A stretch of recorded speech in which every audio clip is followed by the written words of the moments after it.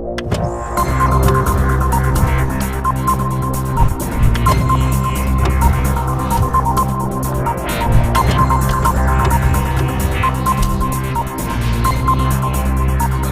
YouTube channel Rajvind English. I am Rajvind Nirala again in front of you to give you a grammar lesson, and today we will learn the use of introductory there and it. आज हम लोग introductory there और it का use कहाँ कहाँ sentence में होता है उसको सीखेंगे। यदि अब तक आप देयर और इट का यूज़ नहीं जानते हैं तो आपके लिए ये वीडियो लेसन बहुत ही इम्पोर्टेंट होने वाला है, इसीलिए वीडियो लेसन में बने रहिए और इसको समझिए। तो देखिए, use of introductory there and it. Introductory there, introduction से इंट्रोडक्टरी हुआ। तो इंट्रोडक्शन क्या करता है? इंट्रोडक्शन जो परिचय कराता है। इसी तरह से इंट्रोडक्टरी देयर और इट का कोई हिंदी अर्थ नहीं होता है, लेकिन सेंटेंस में यदि हम देयर और इट का यूज़ नहीं करेंगे तो सेंटेंस करेक्ट नहीं हो सकता है। जैसे कि आप यहाँ देखिए, एक राजा था। तो एक राजा था को हम क्या ऐसे तो नहीं बोल सकते हैं कि ए किंग वाज या अ किंग वाज, ऐसे तो नहीं हम कह सकते हैं। तो राजा का एक परिचय दिया जा रहा है, एक राजा था, तो हम यहाँ क्या लिखेंगे? There was a king. यहाँ लिखेंगे देयर वाज अ किंग। अब इसमें देखिए, इंट्रोडक्टरी देयर में होता क्या है कि जो हिंदी का क्रिया है, हिंदी वर्ब है, जैसे है, हैं, था, थे, थी, उसके ठीक पहले कर्ता होता है, मतलब सब्जेक्ट होता है।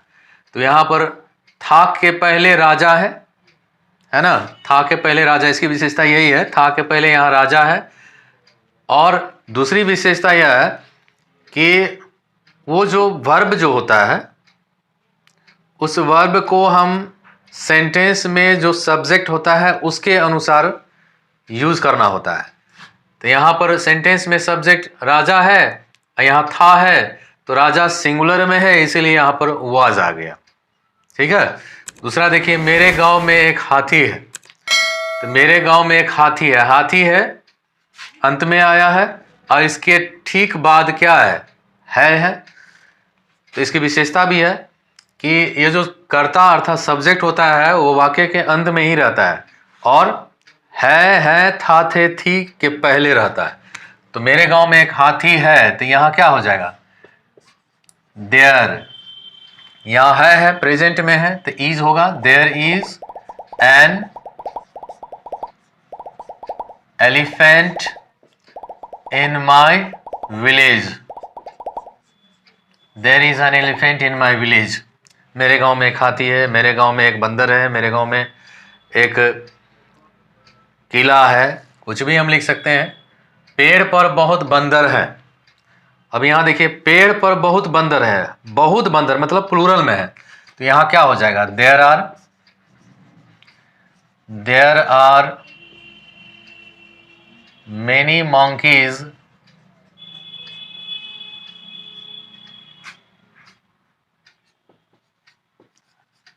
इन द ट्री। देखिए, पेड़ पर बहुत बंदर है, there are many monkeys in the tree.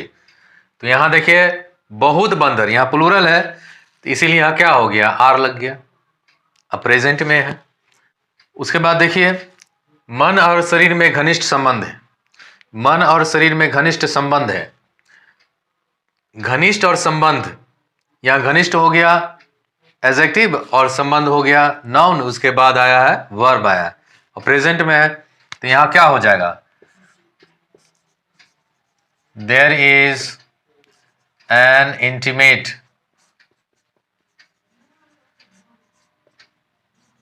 Intimate का हो गया क्लोज, भी हम इसके जगह पर लिख सकते हैं।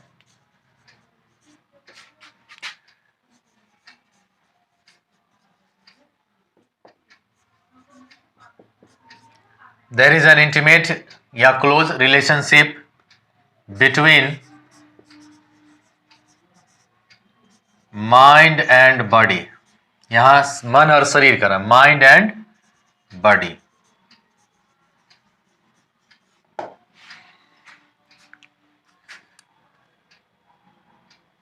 यहाँ ईज आया है क्योंकि घनिष्ठ संबंध आया है, सिंगुलर में है इसीलिए।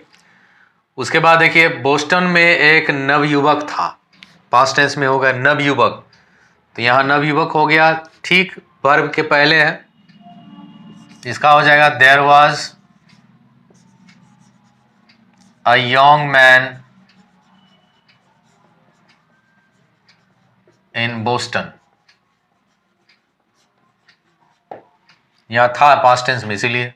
उसके बाद देखिए गांव में भी आजकल दूध और फल का अभाव है, तो इसका क्या हो जाएगा, इसका हो जाएगा हम इसको देयर से भी शुरू कर सकते हैं, नहीं तो दीज डेज आजकल है इसीलिए हम यहाँ लिख सकते हैं these days there is SCARCITY scarcity of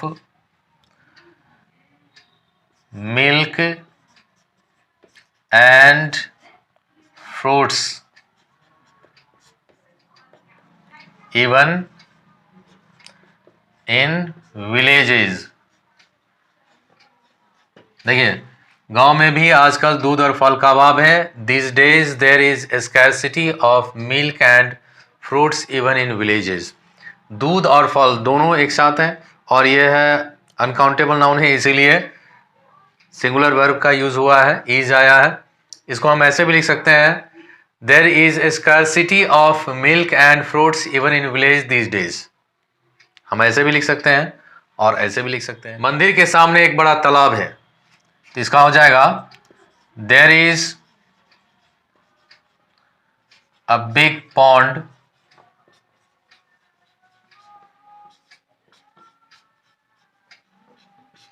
opposite the temple।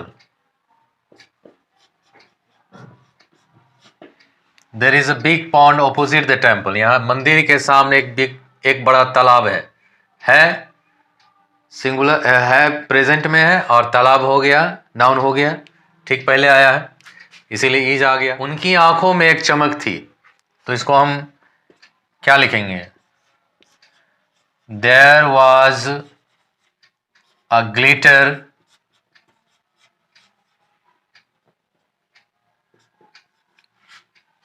उनकी की जगह पर हम देयर भी लिख सकते हैं, या इसके जगह पर हीज और हर भी हम लिख सकते हैं। तो there was a glitter in their eyes, या there was a glitter in his eyes, there was a glitter in her eyes, ऐसे भी हम लिख सकते हैं। बहुत दिन हुए किसी नदी के किनारे एक शहर था, बहुत दिन हुए, तो हम इसको क्या लिखेंगे, long long ago, long long ago there was a town on the bank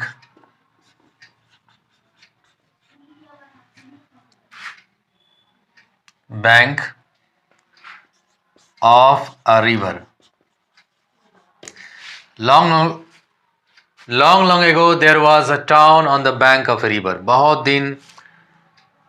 बहुत दिन हुए किसी नदी के किनारे एक शहर था, long long ago there was, बहुत दिन के लिए लॉन्ग लॉन्ग हो गया और देयर हो गया, यहाँ से एक शहर था वाज आ गया।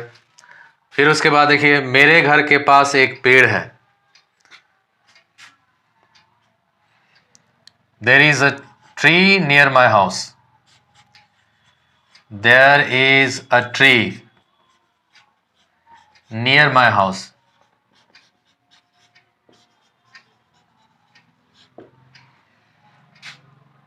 मेरे मकान के पास एक बाजार है, इसका भी होगा there is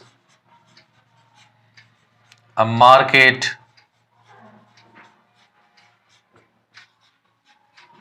near my house या नियर माई बिल्डिंग। हाउस या बिल्डिंग हम लिख सकते हैं। उसके बाद बहुत से लोग हैं, इसका हो जाएगा there are lots of people, there are lots of people.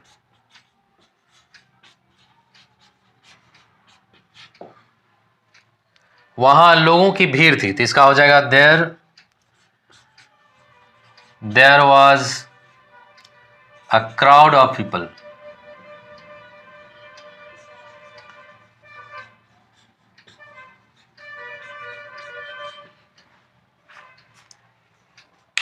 इसका स्क्रीनशॉट ले लीजिए, समझिए। इंट्रोडक्टरी देयर का यूज़ वहाँ पर किया जाता है जब हम वाक्य को प्रारंभ करते हैं देयर से, क्योंकि ऐसे वाक्य को जब हम हिंदी से अंग्रेजी में ट्रांसलेट करते हैं तो बिना देयर लगाए हुए वह वाक्य पूरा नहीं हो पाता है, इसीलिए इसको इंट्रोडक्टरी देयर भी कहा गया।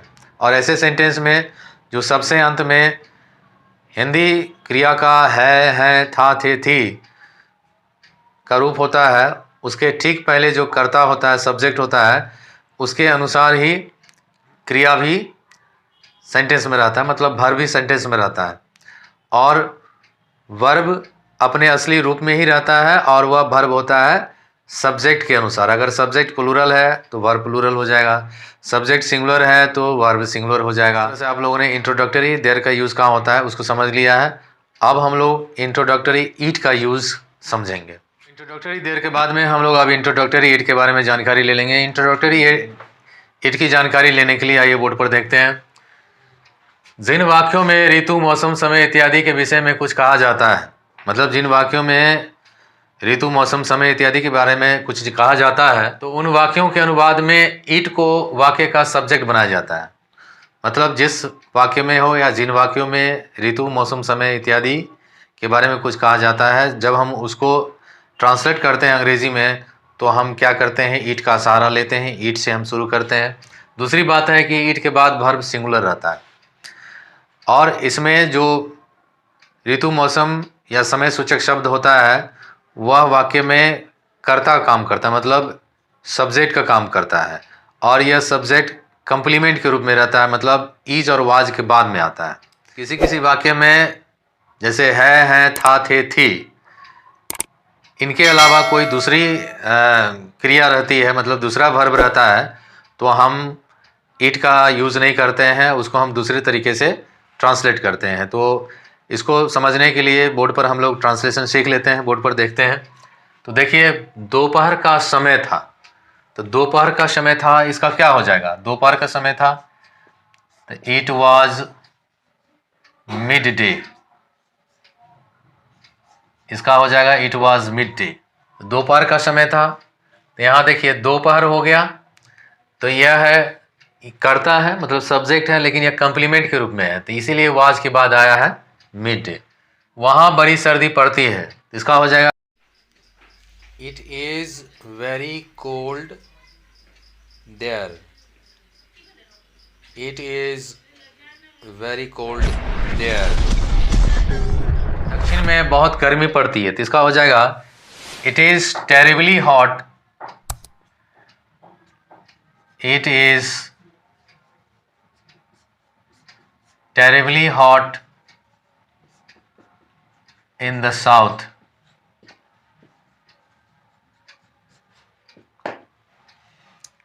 दस बजने में 15 मिनट बाकी है।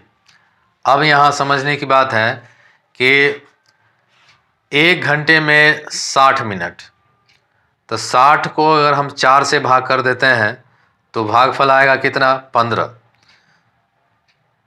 तो 5 के गुणज में है। यदि मिनट 5 के गुणज में हो, मतलब 5, 10, 15, 20, 25 इस तरह से हो, तो हम क्या करेंगे, जब हम ट्रांसलेट करते हैं तो उसमें मिनट नहीं लगाएंगे। तो जैसे यहाँ देखिए 10 बजने में 15 मिनट बाकी है, तो 15 मिनट है 5 के गुणज में है, 5 5 5 10 15 5 के गुणज में है, तो हम यहाँ पर क्या लिखेंगे, मिनट्स नहीं लिखेंगे, इसको लिखेंगे 10 बजने में 15 मिनट बाकी है, तो 8 is 15 to 10, इसका हो जाएगा इट इज़ 15 to 10, यहाँ मिनट्स नहीं लगाएंगे। अगर 5 के गुणज में नहीं रहेगा, 5 के जगह पर मतलब 15 या 20, 25 के जगह पर या स्थान पर रहेगा, जैसे 4, 6, 8, 12 इस तरह से रहेगा, तो हम उसके बाद मिनट्स लिखेंगे। जैसे 8:12 हुआ है तो 12 मिनट हो गया, 5 का गुणज तो नहीं है, मतलब 5 के मल्टीप्लाई में नहीं है, तो इट इज, यहाँ क्या हुआ 8 बजकर हो गया, पास्ट हो गया, तो इट इज 12 मिनट्स पास्ट 8। उसके बाद है रिमझिम वर्षा हो रही थी, तो रिमझिम वर्षा हो रही थी, तो यहाँ भी रिमझिम वर्षा के लिए एक शब्द का यूज होता है, वो ड्रिजलिंग होता है, तो इसका हो जाएगा it was drizzling.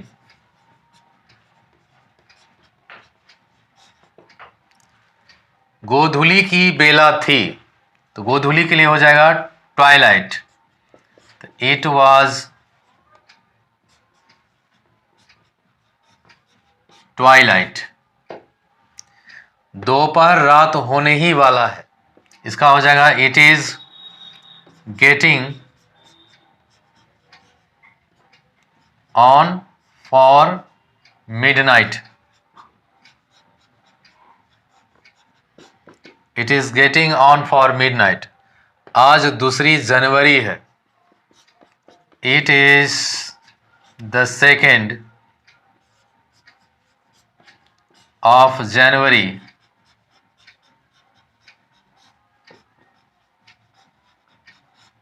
it is the 2nd of January today। वसंत है, तो इसका हो जाएगा इट इज स्प्रिंग।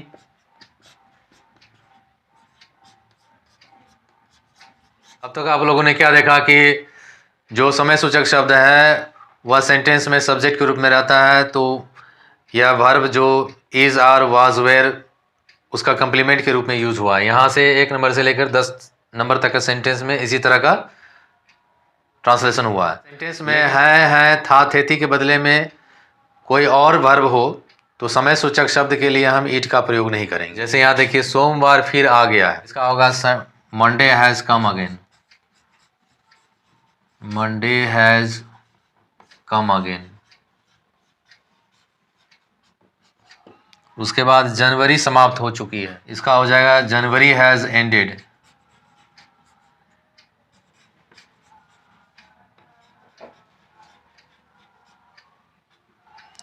बसंत आ चुका है, इसका हो जाएगा स्प्रिंग, स्प्रिंग हैज कम।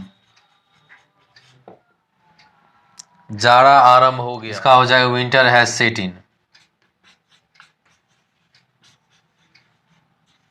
इसमें देखिए 1 नंबर से लेकर 10 नंबर तक में जो भी सब्जेक्ट है वो कम्प्लीमेंट के रूप में है, लेकिन इसमें जो हिंदी का वर्ब है जैसे कि है और उसके बदले में था, थेती भी होता है, उसके बदले में कोई और वर्ब का यूज़ हो रहा है, इसीलिए इसमें ईट का यूज़ नहीं हुआ। इतना ही। यदि अब तक आप मेरे YouTube चैनल को सब्सक्राइब नहीं किए तो सब्सक्राइब जरूर कर लीजिए, बेल आइकन को प्रेस कीजिए ताकि हर वीडियो की नोटिफिकेशन आपको मिलती रहे। Thank you very much. Have a nice day.